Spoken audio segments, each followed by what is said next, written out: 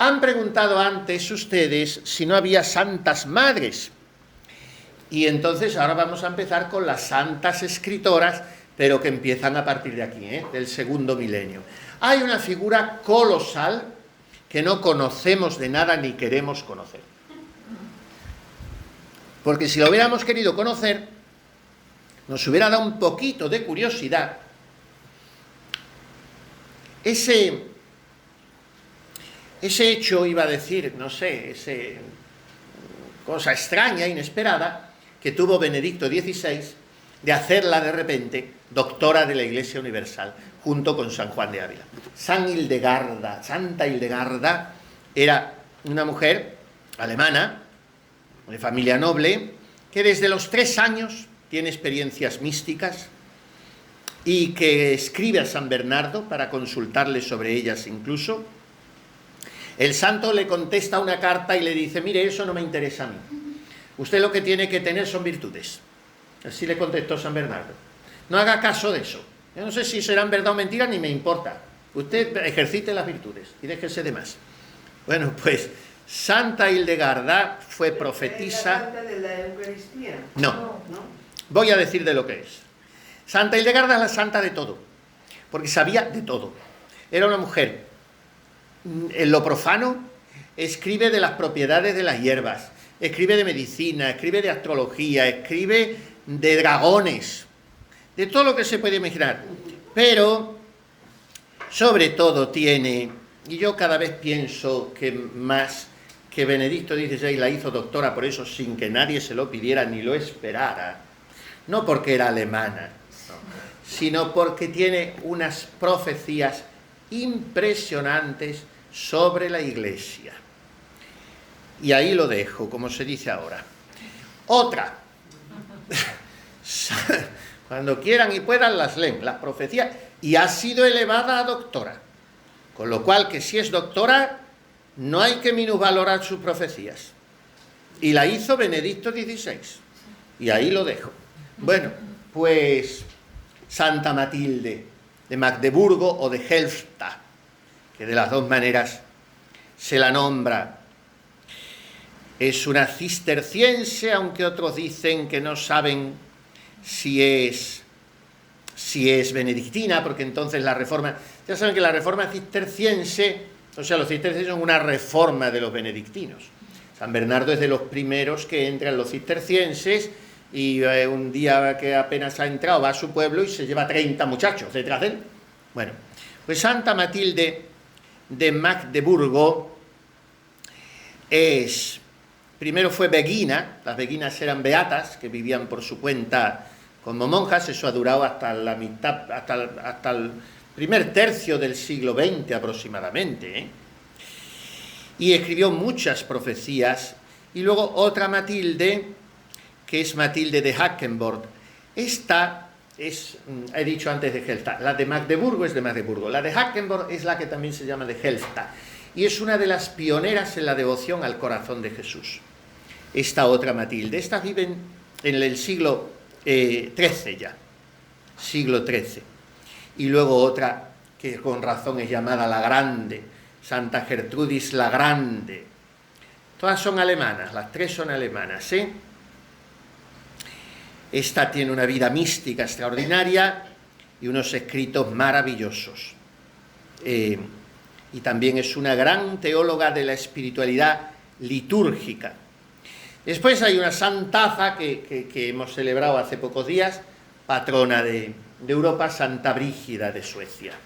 La vida y las visiones y las revelaciones de Santa Brígida, ya en el siglo XIV. Ya estamos en el siglo XIV, La Brígida nace en 1302 y muere en 1373, madre de 8 hijos, como saben, peregrina con su marido a Santiago de Compostela, y a la vuelta él se mete monje cisterciense y ella funda una orden muy rara, mixta, cuyos monasterios compartían la iglesia, los monjes y las monjas. Y tiene las visiones y las oraciones de Santa Brígida, son muy célebres todavía hoy. Hay muchas personas que acostumbran a hacer esa oración de Santa Brígida, que saca no sé cuántas almas del purgatorio, las 15 oraciones de Santa Brígida, es una de las visionarias de la pasión más extraordinaria. Yo el otro día leí la lección de Maitines de Santa Brígida, es que me conmovía como ella presenta, no dice nada nuevo, pero lo dice con tal calidez y con tal ardor que es impresionante. Las revelaciones de Santa Brígida fueron recopiladas por el obispo de Jaén, un tal Badaterra, Alfonso de Badaterra, pero se publicaron en Alemania. Las recopiló el jiennense y se publicaron en Alemania ya en el siglo, un siglo después de morir Santa Brígida, en el año de la conquista de América, en 1492 se publicaron sus revelaciones. Bueno,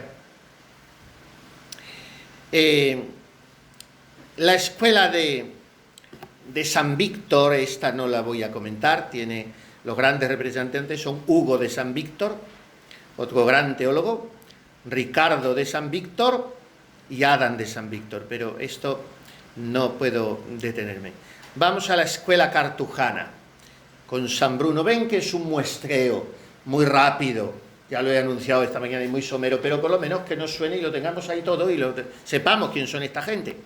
San Bruno llena todo el siglo XI, o las dos últimas terceras partes, de 1032 a 1101.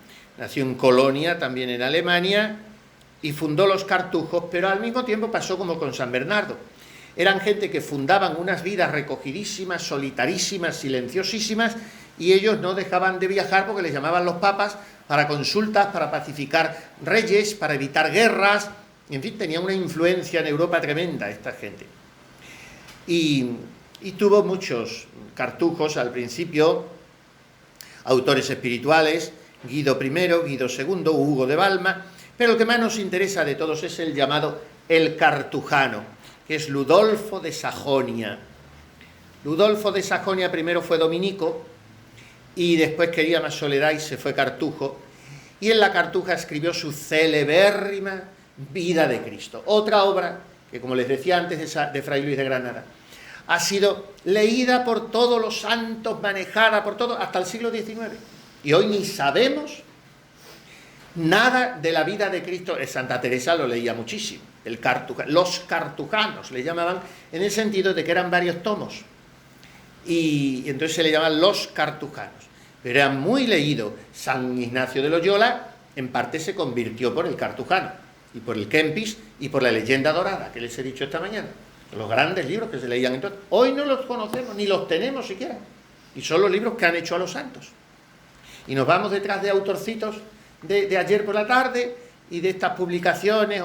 Bueno, pues estos son autores imponentes, porque este Ludolfo de Sajonia escribió una vida de Cristo muy teológica, y aparte no solo de Cristo, sino llega hasta Pentecostés, porque Santa Teresa dice: un día, Pascua del Espíritu Santo, me fui a una ermita y empecé a leer en los cartujanos, como yo hacía todos los años, esta fiesta. Y vi que yo tenía las señales que allí decía el cartujano de los que tienen el Espíritu Santo. Que el cartujano no solo contaba, vino a Pentecostés y hubo un viento recio, no, sino hacía una interpretación, pues como podemos pensar en las meditaciones del Padre Lapuente, por ejemplo. Y entonces hace las conclusiones, los propósitos, bueno. Pues tuvo un éxito extraordinario esta vida de Cristo de Ludolfo de Sajonia. Y luego hay otro al que también se llama el cartujano, que no es Ludolfo de Sajonia, sino que es Dionisio el Cartujano. Y este ya es del siglo XV. Y es el autor más fecundo de todos los cartujos. Es de Bélgica. Que fue de niño a una cartuja y dijo: recíbanme. De niño, y dijeron los cartujanos: dijo, no te podemos recibir tan pequeño, vete y estudia. Estudió en Colonia y recibió el título de maestros, y después entró cartujo en Holanda y escribió muchísimas obras. Después hay otros autores cartujos. Hay uno famosísimo y hoy desconocidísimo también. Es que a mí me admira esto. Cuando ha habido obras que en años que casi no había imprenta, era todo muy rudimentario, y había ediciones y ediciones y ediciones. El otro día estuve yo hablando de precisamente con el padre Santiago Cantera del Valle de los Caídos, porque yo me lo he encontrado al estudiar muchos autores de esto en la biografía que he hecho de San Juan de Ávila. Uno de los que más ha ahondado en la espiritualidad sacerdotal ha sido un cartujo español, manchego, nacido en Villanueva de los Infantes, en Ciudad Real, alrededor de 1550, Antonio de Molina, Fray Antonio de Molina, que tiene su famosa Instrucción de Sacerdotes.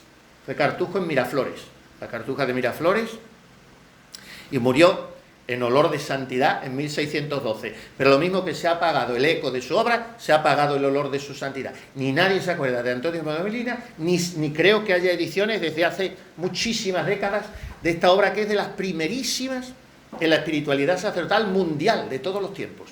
Que hoy no nos suena de Fray Antonio de Molina, cartujo. Cartujo en Miraflores, en Burgos. Bueno, pues ya está. Después tendríamos que hablar de la espiritualidad de Santo Tomás de Aquino, pero con él hago lo mismo que he hecho con San Agustín, saltármelo, porque además ya hicimos el primer día un compendio, creo que lo más completo, pobre de mí, fue un compendio de nada, pero en fin, dijimos todo lo que encerraba la Suma Teológica. Y después hemos ido haciendo todos estos días también de alguna manera alusión constante a Santo Tomás de Aquino al hablar de la purificación de todas las potencias a base de la gracia habitual, la gracia santificante, las virtudes infusas, los dones del Espíritu Santo, la gracia actual, todo eso el que lo sistematiza maravillosamente es Santo Tomás de Aquino, y habla un poco ya también de los grados de oración, como hablábamos nosotros ayer. Bueno, pues el resto de Santo Tomás, con su diferencia al final de la Suma, que también aludí un día a ella, entre la vida activa y contemplativa, y su opción como la más perfecta por la vida mixta, pues todo eso es de Santo Tomás.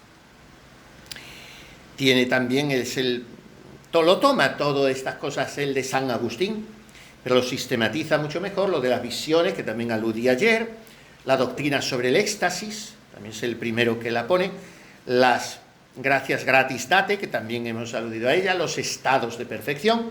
Para él el estado de perfección superior a todos es el estado episcopal, como es natural, porque es la plenitud del sacerdocio. Y luego viene la escuela dominicana. La escuela dominicana que funda nuestro Santo Domingo, nacido en Caleruega, en Burgos, en 1170, y muere en 1221, 51 años. Santo Tomás de Aquino, 49 años. San Juan de la Cruz, 49 años. San Francisco de Asís, 44 años. Que es increíble. Es increíble. 51 años Santo Domingo. Ustedes, cuando han pensado en Santo Domingo de Guzmán, habrán dicho, este hombre moriría a los 70 y tantos años, ¿no? Es lo que se piensa siempre. 50 años mal cumplidos. Hizo todo lo que hizo.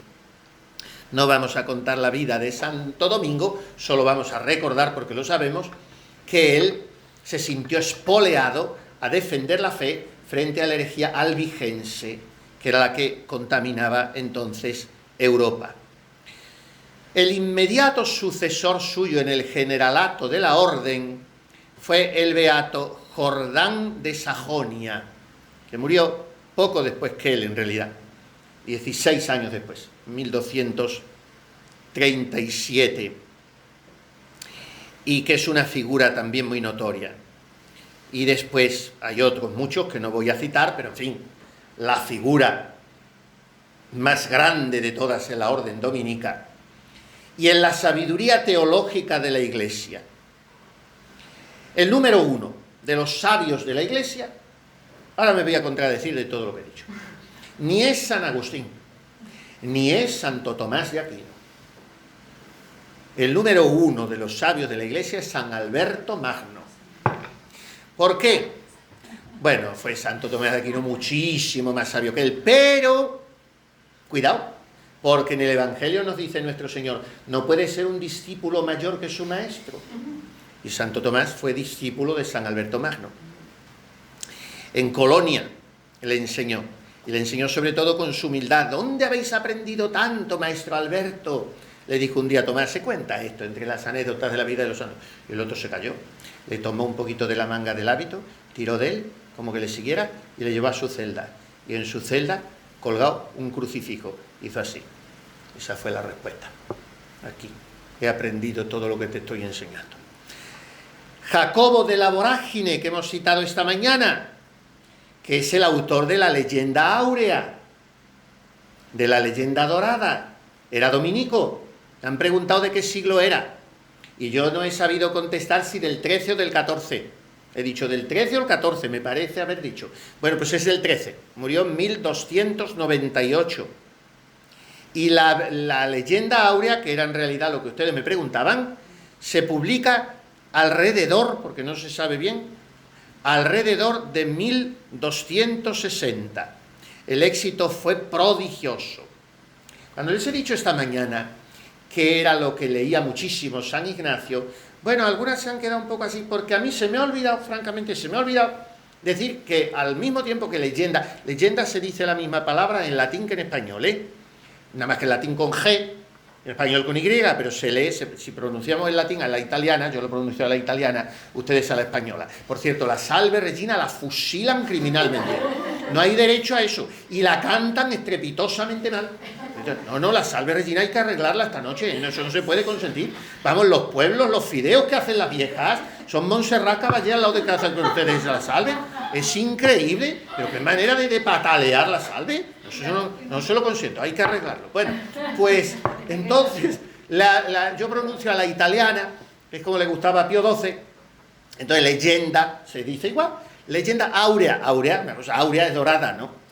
Pues, y ustedes dicen, anda, y ahora resulta que esto lo leía. Pero yo que he estado tonto y no me he acordado del sinónimo con el que se llamaba esa obra en España, que se llamaba el Flo Santorum. Esta es la obra de Jacobo de la Vorágine. Pues después hay un autor interesantísimo, que es con el que empieza la escuela mística alemana del siglo XIV, que es el maestro Eckhart.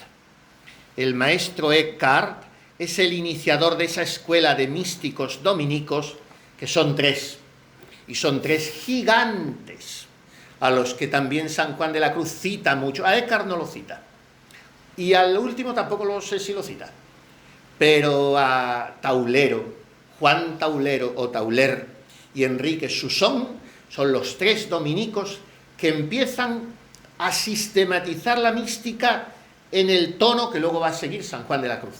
En lo que estamos diciendo todas estas noches, vaciar. No agarrarse a conceptos, no agarrarse a imágenes, no agarrarse a meditaciones. Fíjense ustedes cómo se titula la obra del maestro Eckhart, en la que algunos quieren ver una base muy evidente de la de San Juan de la Cruz. Se titula La nube del no saber. Es la obra del maestro Eckhart más importante. La nube del no saber. Ahora, vamos a decirlo todo. Los últimos años de la vida del maestro Eckhart estuvieron ensombrecidos por el juicio de herejía que se le instruyó, porque los delegados del arzobispo de Colonia extrajeron de sus escritos 49 proposiciones que se consideraban heterodoxias. Eckhart dijo, no me han leído bien, no me han comprendido, y además, bueno, si yo fuera hereje, no quiero serlo, me retracto, porque para ser hereje hace falta pertinacia, y entonces lo que señala es así, yo no quiero ser eso. Y admitió, bueno, podrían sonar como heterodoxas esas proposiciones si se las toma literalmente, pero si me dejan explicarlas, no son así. Y entonces se subió al púlpito de la iglesia de los dominicos de Colonia, con la iglesia llena, y dijo, si alguien en algún momento se ha podido tomar lo que yo he dicho como contrario a la fe de la iglesia, aquí me retracto y me adhiero a la fe de la iglesia. Por lo tanto, a pesar de todo, sus adversarios, que es fácil que fueran envidiosos, que es lo que pasa en estos casos, fueron a darle la lata al Papa Juan XXII, que vivía en Aviñón, es cuando los papas estaban en Aviñón, y entonces, en medio, sin que el Papa dictamine nada, muere el maestro Eckhart.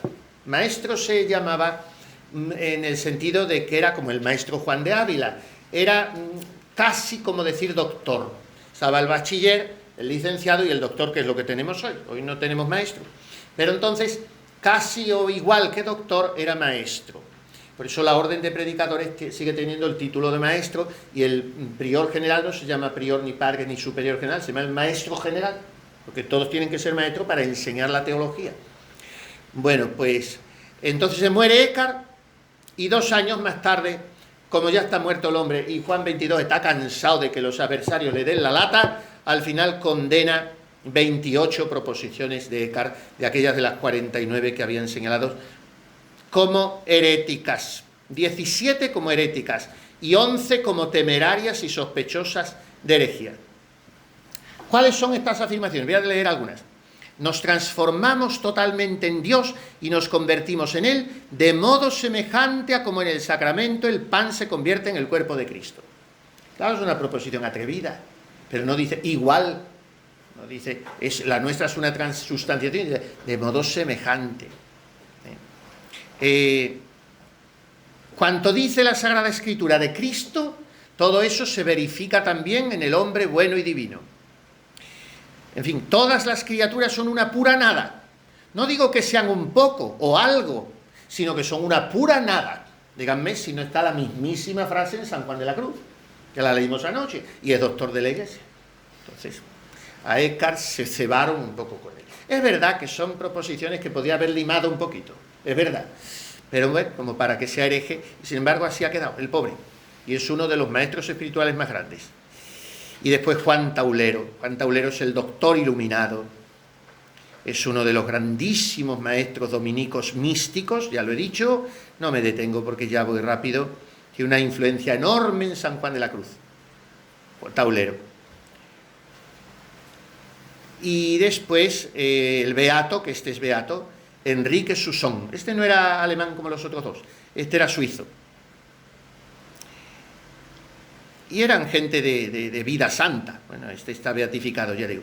Y luego el astro más luminoso de toda la escuela dominicana, junto con Tomás y con Alberto y con estos místicos alemanes, pero superándoles, yo creo, es Santa Catalina de Siena.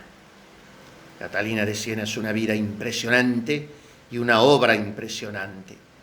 No escribió nada, no sabía leer ni escribir, Doctora de la Iglesia Universal, no sabía leer ni escribir. Se lo dictaba todo o tomaba todo de sus éxtasis el beato, su director espiritual era dominico, el beato Raimundo de Capua, era el que le copiaba sus éxtasis.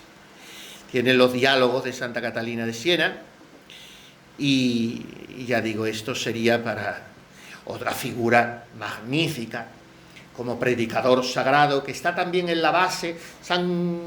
Fray Luis de Granada tiene una obra que es el vademecum de todo predicador, entonces, y yo la he leído, es una maravilla, la retórica eclesiástica, cómo hay que predicar. Bueno, pues esa obra retórica eclesiástica, el gran influjo que tiene detrás es el gran predicador San Vicente Ferrer, que es un sol de la escuela dominica. Hay otro que no podemos dejar de citar, porque no enseña con sus escritos, que enseña con su pincel. Yo iba muchas veces a visitarle a Roma, cuando iba a visitar a Santa Catalina de Siena, que me encantaba ir a visitarla, a la Plaza de la Minerva, y después allí a la izquierda está el beato, que es beato, Angélico de Fiesole, Fray Angélico, se enseña con sus pinceles.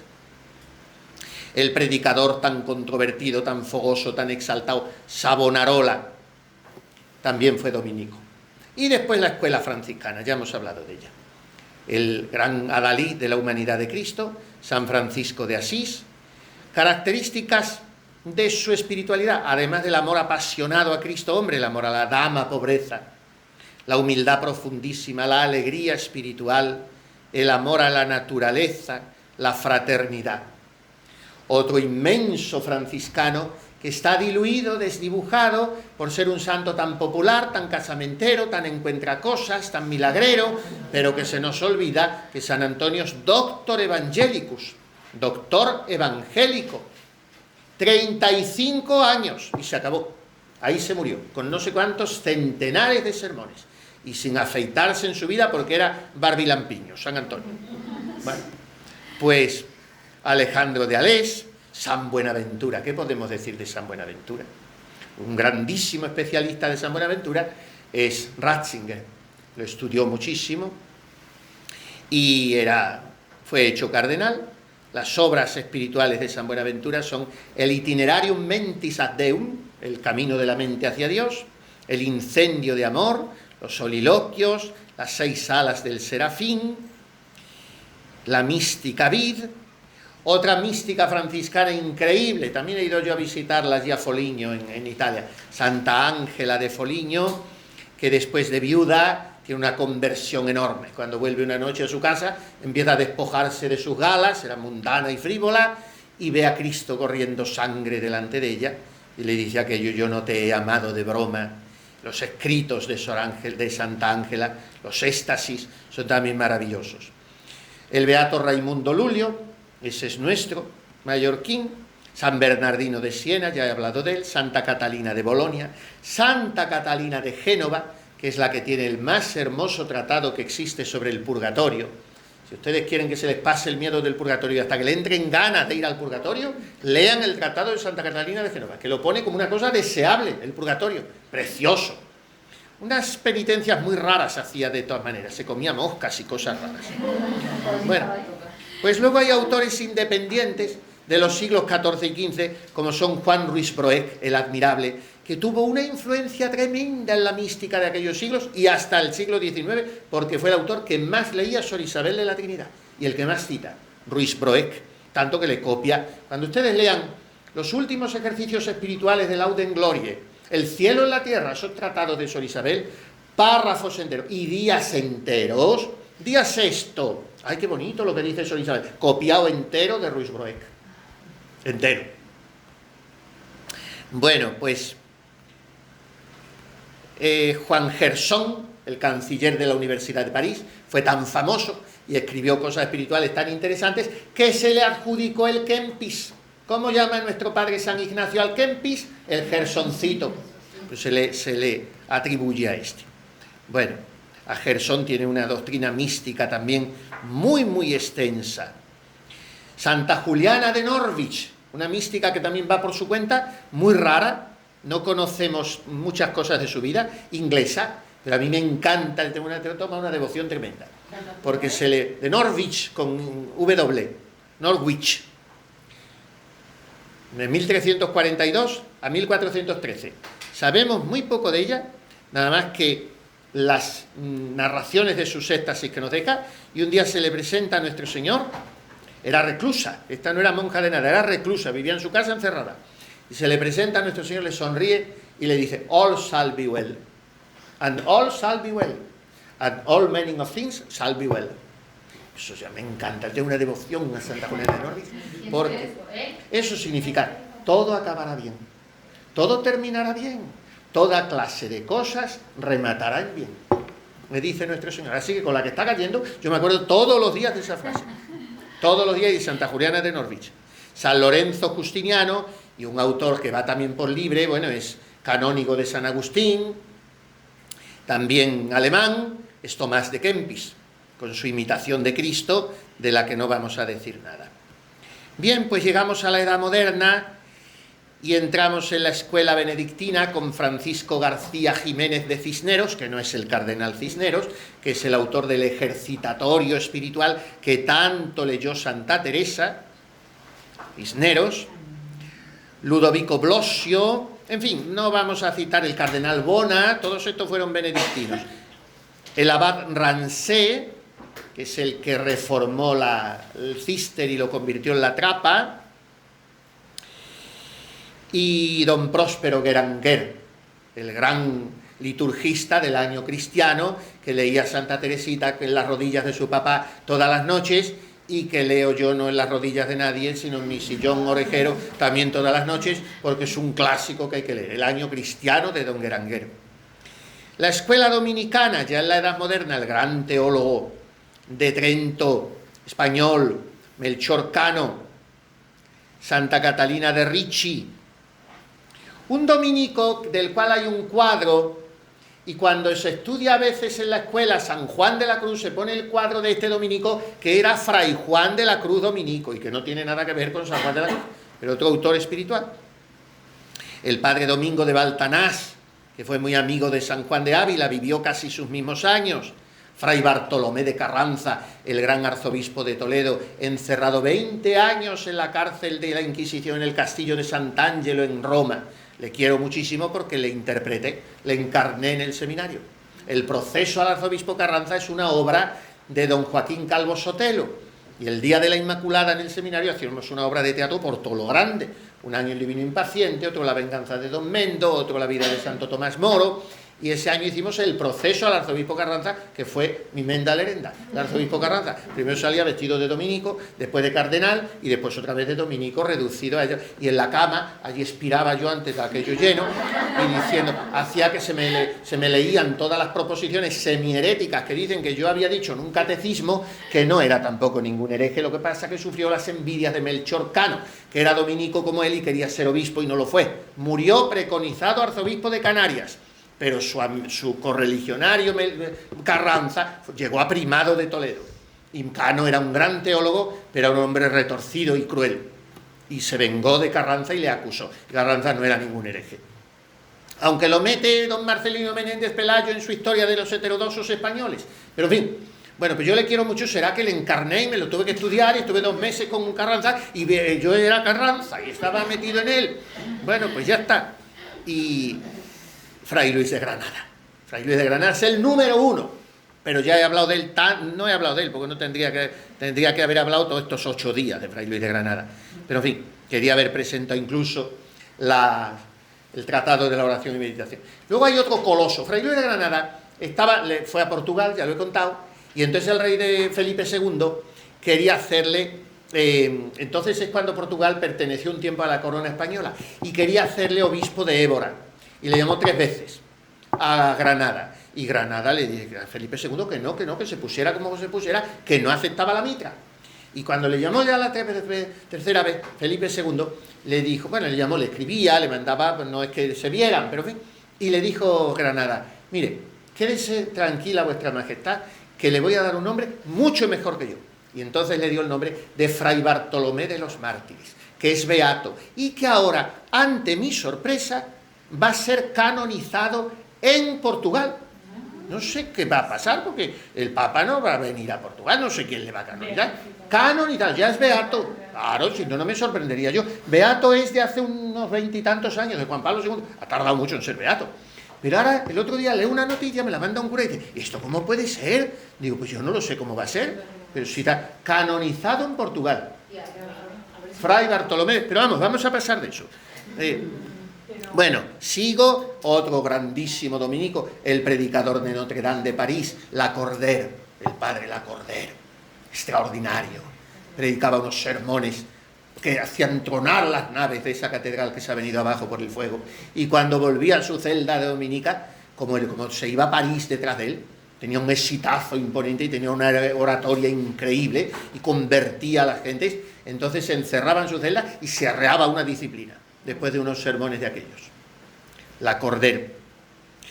La escuela franciscana ya más moderna, está Fray Alonso de Madrid, con su arte para servir a Dios, que lo leyó mucho Santa Teresa también, y no digamos Fray Francisco de Osuna, con sus 12 abecedarios espirituales, mejor dicho, 6 abecedarios espirituales, de los que Santa Teresa leyó con muchísimo aprovechamiento para aprender el recogimiento en la oración, el tercero.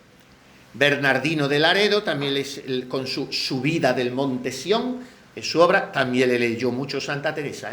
Santa Teresa bebió, hay 3 tomitos, 3 tomos, vamos, en la BAC normal, místicos franciscanos españoles, y hay que leerlos, son todos estos que estoy diciendo, Osuna, Laredo y el otro que he dicho que se me ha olvidado, y Alonso de Madrid con su arte para servir a Dios. Antonio de Guevara, San Pedro de Alcántara y Miguel de Medina, el beato Nicolás Factor, valenciano, Diego de Estella, Fray Juan de los Ángeles, qué precioso. De este he leído yo La conquista del reino de Dios y los triunfos del amor de Dios.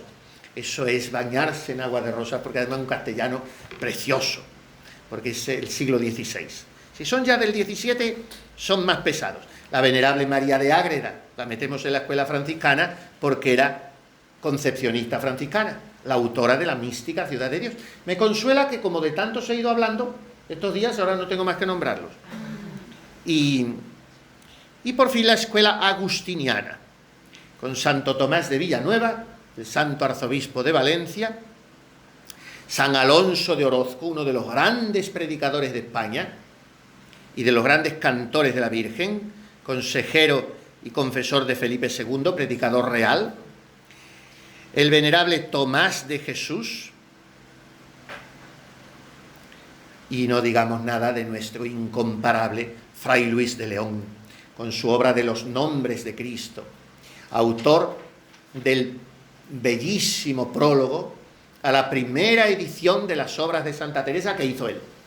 El primer editor, con la venerable Madre Ana de Jesús, los calumniaban a los dos, la gente tan imbécil, que decían, ese fraile tiene atada su mula 4 horas a la puerta de las Descalzas de Santa Ana de Madrid. ¿Y qué hará con la Madre Ana de Jesús? Y lo que hacían era corregir todas las tardes, todo el día, las obras de Santa Teresa para editarlas, y gracias a ellos dos salieron. Y empieza el prólogo así, Fray Luis de León. Yo no conocí ni vi, mientras estuve en esta tierra, a la Madre Teresa de Jesús. Mas ahora que vive en el cielo, la conozco y veo en los 2 ejemplares vivos que de sí nos ha dejado, que son sus hijas y sus libros. Entonces empieza a hablar del estilo literario de la santa, y es increíble la belleza de ese prólogo. Y por fin la escuela carmelitana. Entonces aquí podemos hablar de Santa María Magdalena de Pazzi, que también hemos hablado esta mañana, y de otra serie de autores descalzos, que son el padre Jerónimo Gracián de la Madre de Dios, confesor de Santa Teresa, que es un autor muy prolífico, tiene un montón de obras. Su autobiografía yo la leí hace muchos años, quiero leerla algún día, es una de preciosidad, La peregrinación de Anastasio, porque ese hombre pasó muchísimo, estuvo preso de los moros en Túnez, lo echaron los descalzos, le quitaron el hábito, luego pasó a Agustino, luego pasó a Calzado, estuvo de secretario con un cardenal en Roma, pasó muchísimo el padre Gracián, todo por envidia de que había sido el preferido de Santa Teresa. Le calumniaron terriblemente con la Madre María de San José Priora en Sevilla, en fin, el padre Doria tenía una lengua espantosa y le destrozó. El padre Gracián era un santo. Ahora los carmelitas han rehabilitado su figura al cabo de 4 siglos y han iniciado el proceso de beatificación. Yo le adoro al padre Gracián, ese inteligentísimo, pero tuvo el pecado de que le pusieron muy joven de superior en todo y por todo, y eso no se perdona luego. Bueno, pues Juan de Jesús María, Tomás de Jesús, José de Jesús María Quiroga, que le cité ayer, Juan de San Sansón, el que les dije de la vida marieforme, aquel cieguecito, una vallisoletana que tiene unas poesías preciosas, la Madre Cecilia del Nacimiento, en fin, carmelitas podríamos citar muchísimos, porque han escrito muchos, y después podríamos hablar, pero ya lo hemos hecho tanto estos días, ya termino porque hoy me estoy pasando, de Santa Teresa, de San Juan de la Cruz y de Santa Teresita, y entonces cada uno de ellos nos llevaría, como digo, pues otro cursillo. Pero ya está, ya me paro aquí, porque habría que volver a hablar de todas estas escuelas, la benedictina, la dominicana, la carmelitana y la ignaciana, en la época contemporánea. Pero son ya las, no sé ya ni qué hora será, pero llevo 1 hora y cuarto y es una barbaridad. Entonces vamos a terminar.